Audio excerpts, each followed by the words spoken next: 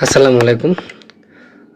বাংলাদেশে জামাত ইসলামীর বিষয়ে যে নারীদের নিয়ে যেসব কথাবার্তা চলছে, তো এটা কতটুকু সত্য, কতটুকু মিথ্যা সেটা আমরা সকলেই জানি। আমাদের আশেপাশে প্রচুর জামাতের লোকজন রয়েছে, যারা তাদের স্ত্রীদেরকে বা সন্তানদেরকে কিভাবে চলাফেরা করতে উদ্বুদ্ধ করে বা কিভাবে চলাফেরা করতে বাধ্য করে সেটা আমরা জানি। আর তার চেয়ে বড় কথা হচ্ছে যে তারা আশেপাশে থাকা লোকজন অর্থাৎ নারীদের ব্যাপারে কী ধরনের মনোভাব ব্যক্ত করে সেটা আমরা প্রত্যেকেই জানি। যদি আপনার ঘরে কোনো জামাতি নারী থাকে বা আপনার পরিবারের আত্মীয়-স্বজনের মধ্যে কোনো জামাতি নারী থাকে, সেই নারী আপনার ঘরের নারী অর্থাৎ আপনার ঘরের নারী যদি একটু মানে বা হিজাব-টিজাব ছাড়া চলাফেরা করে, তাহলে সেই নারী অর্থাৎ জামাতি নারী কিভাবে আপনার ঘরের নারীকে আপনার বোন বা ভাই, মেয়ে, বউ তাকে নিয়ে মন্তব্য করে, সেটা আপনারা জানেন, প্রত্যেকে জানেন। এই ব্যাপারে কোনো মন্তব্য করতে চাই না বা কিছু বলতে চাই না, এটা প্রত্যেকের নিজের অভিজ্ঞতা রয়েছে। আর জামাতের লোকজন ধর্মটাকে শুধুমাত্র তাদের নিজেদের মতো করে ব্যবহার করে। তারপরেও জামাতকে নিয়ে এই মুহূর্তে জামাতের নারী বুলিং নিয়ে যেসব কথাবার্তা চলছে, সেটা সত্যতা এবং মিথ্যা নিয়ে কোনো কথা বলবো না। তবে জামাত এই মুহূর্তে তারা যেটা করছে সেটা হচ্ছে তারা ধোঁকাবাজি রাজনীতি করছে, অর্থাৎ সকলকে ধোঁকা দেওয়ার চেষ্টা করছে। তারা যেটা না তারা সেটা হওয়ার চেষ্টা করছে।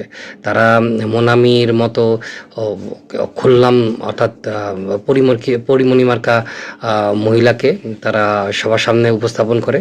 তারা ঝুমার মতো বাংলাদেশের স্বাভাবিকভাবে চলাফেরা করা নারীদেরকে তারা উপস্থাপন করে, আবার তারা নেকাব পরা নারীদেরকে উপস্থাপন করে। যদিও তাদের কাছে গুরুত্ব হচ্ছে নেকাব পরা নারীর গুরুত্বটা তাদের কাছে অনেক বেশি।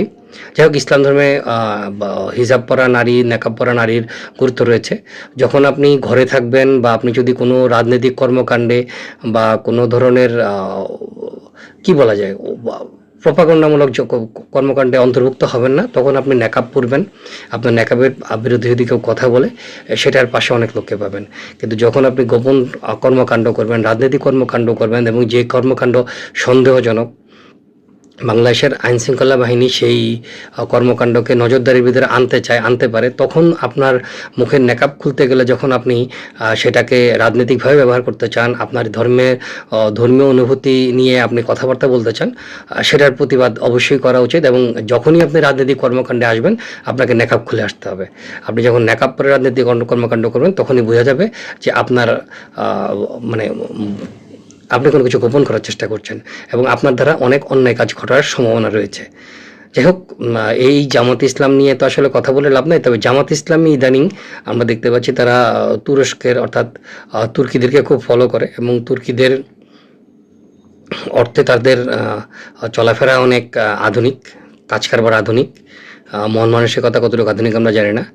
তো তুর্কি সিরিয়ালগুলো আমরা যতটুকু দেখি, তাতে তুর্কি নারীদের চলাফেরা, পোশাক আশাক দেখে তো আসলে মানে আমাদের ভয় পাওয়ার কিছু নেই। যদি তুর্কিকে যদি তারা ফলো করে এবং তুর্কি নারীরা যেভাবে হাঁটুর উপরে জামা পরে, যাদের শরীরের বেশিরভাগ অংশ দেখা যায়, সামনের অংশ দেখা যায়, হয়তো হিজাব পরে, তো মানে যদি আমরা এটাকে যদি বলি, তাহলে তো আসলে জামাত ইসলামের ইসলাম নিয়ে তারা যেসব কথাবার্তা বলে, ধর্ম নিয়ে যেসব কথাবার্তা বলে, সেটা আসলে মানায় না। অর্থাৎ তারা যেহেতু তুরস্ককে ফলো করছে, আর তুরস্কের নারীদের কথা যদি আমরা চিন্তা করি, সেক্ষেত্রে তারা বাংলাদেশে যেভাবে নারী নেতৃত্বকে তারা এগোতে দিচ্ছে না বা দেবে না, তাদের দলের ভিতরে নারীদের আসলে সভাপতি বা প্রধান হওয়ার কোনো সুযোগ নেই, যদি এরকম বিষয় থাকে তাহলে তো আসলে মিলে না। যাই হোক, ক্ষমতায় যাওয়ার জন্য, বাংলাদেশের মানুষের মনে জায়গা পাওয়ার জন্য যে ধর্ম নিয়ে যেই ব্যবসাটা জামাত ইসলামী করছে, এটার বিরুদ্ধে প্রতিবাদ হওয়া দরকার। এবার নির্বাচনে জামাত ইসলাম যে ইলেকশন ইঞ্জিনিয়ারিংয়ের কথাবার্তা বাজারে চালু আছে, সেটা প্রতিহত করার জন্য প্রত্যেকটা নাগরিকের যেমন দায়িত্ব, তেমনি প্রত্যেকটা সরকারি কর্মকর্তা কর্মচারীদেরও দায়িত্ব। যদি আপনারা সত্যিকার অর্থে বাংলাদেশকে নতুনভাবে পেতে চান, অবশ্যই জামাত প্রতিরোধ করুন। তাদের যে ইঞ্জিনিয়ারিংয়ের যে গল্প চলছে, সেটা যেন গল্পই থেকে যায়, বাস্তবতার সাথে কোনো মিল না থাকে, সেই ব্যবস্থাটা করুন। আর বাংলাদেশ সেনাবাহিনীকে তারা যেভাবে চিত্রায়িত করেছে, অর্থাৎ সেনাবাহিনীকে তারা যেভাবে তুচ্ছ-তাচ্ছিল্য করছে, তাতে বাংলাদেশ সেনাবাহিনীর উচিত হবে জামাত ইসলামীর সকল ষড়যন্ত্র রুখে দেওয়া এবং জামাত ইসলামী যেসব ষড়যন্ত্র করছে সেগুলো জনগণের সামনে প্রকাশ করা। ধন্যবাদ।